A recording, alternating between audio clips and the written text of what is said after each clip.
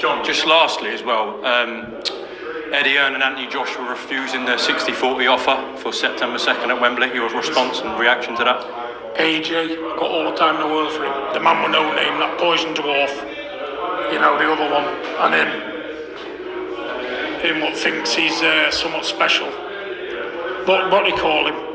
The one what thinks he's about 25-year-old and looks 60. Talking about Eddie. Is that what you call him? That man is a total prick. And you know when I see him, smack right the ear on. And I mean that.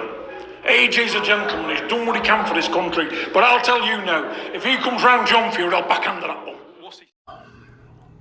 And those are some more words of Big John Fury as he threatens to backhand Eddie Hearn.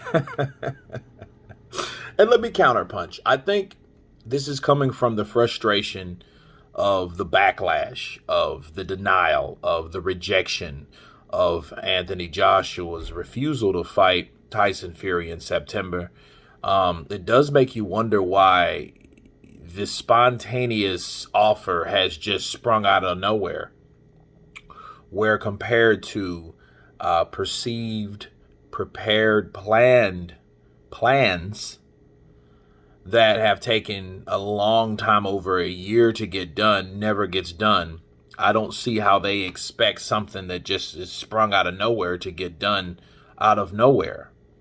You know, you look back at 2020 through 21, they agreed in like June, like this time of 2020, 3 years ago, to fight. And the only thing was the contract that Deontay Wilder had or whatever, and it's supposed to be expired. But then the very next year, it all gets shut down. You guys remember that, right? So it took about maybe 9 months in preparation to see where they're going to fight, how much money they're going to get a piece, and all that type of stuff. So it didn't happen. So I don't see how they're that frustrated on banking on Anthony Joshua on a fly-by-night offer to Team Joshua when a long drawn out process didn't work.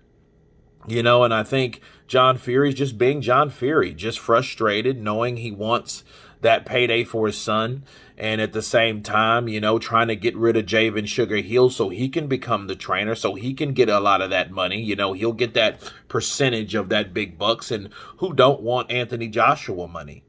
Okay, so the idea of those guys pulling out or rejecting them, that makes them feel, I think, quite offended. You know what I mean? I know Tyson Fury feels offended, but then what would you expect?